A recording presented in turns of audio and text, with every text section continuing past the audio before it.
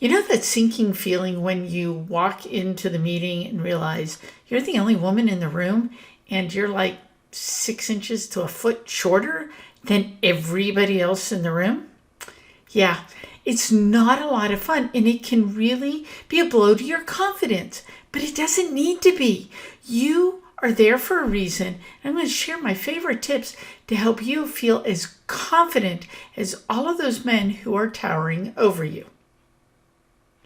Hi, I'm Carol Doherty. Welcome back to my channel. Today I want to talk about how to feel confident when you're the only woman in the room.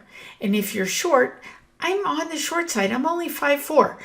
It can make it even harder to feel like you should be there, right? You feel like you're the little kid in the room.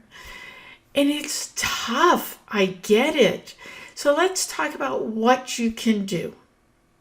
First, wear something that you love when you know you're going into these situations. Several times throughout my career, I was in those situations.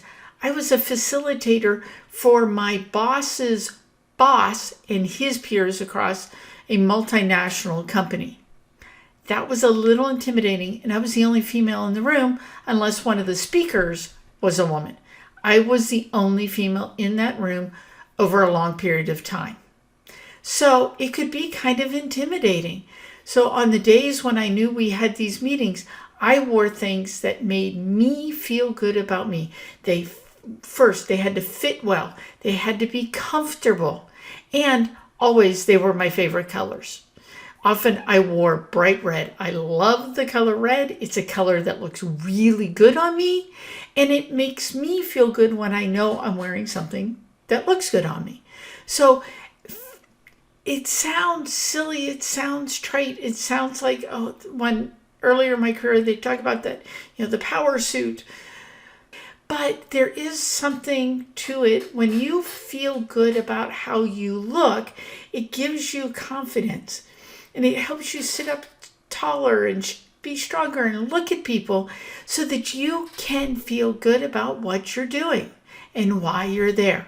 So do not ever discount wearing something that makes you feel good and look good, because that will telegraph through in your posture and how you present yourself. So go for looking good. It may not match what they're wearing, all the better in my opinion. The next thing is before the meeting, go in the ladies' restroom, go in your office, close the door, whatever. Go someplace private and practice a power pose. You've probably heard of this, and you may think this is crazy, but it's not. Stand with your feet hip width apart. Stand up big and tall. Get your shoulders back. Put your hands on your hips. Drop your shoulders and stand up tall and look at yourself in a mirror, if you have one, and tell yourself you are strong. You are capable. They call it the Superwoman pose, right? So channel your inner Superwoman. She wasn't afraid of taking on the bad guys. Now, the people in your meeting probably aren't bad guys, but it's that sense of power. So it really can, if you stand there for like 2 minutes, if you can manage it, a minute minimum, and really think about feeling your feet in contact with the ground, the floor below you. Feel yourself being grounded and stand tall. Take deep breaths.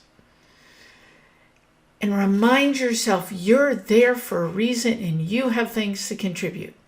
It will do wonders for you. And the third thing, do this a little while before the meeting. Get really clear on what you want to get across in that meeting.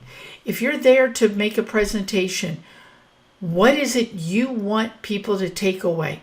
What is the 1, 2, at most 3 things you want them to take away from what you're telling them? Get crystal clear on that. Make sure you have a really clear message of those takeaways ingrained in your mind. They're built into any presentation you're doing. If you're handing anything out, they're right there. It's right up front. Get crystal clear.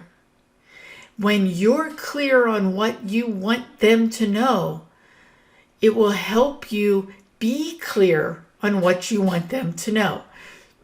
So really get that clarity.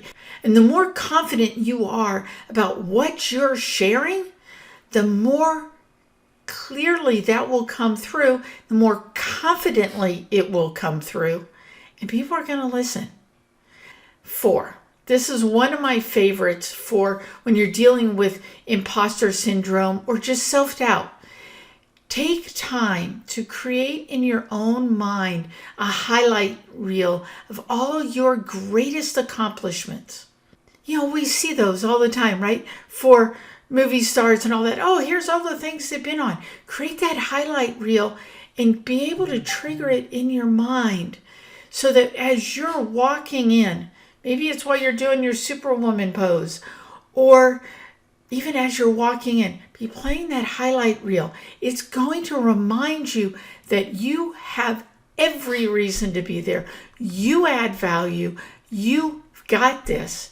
And that's going to help you feel more confident.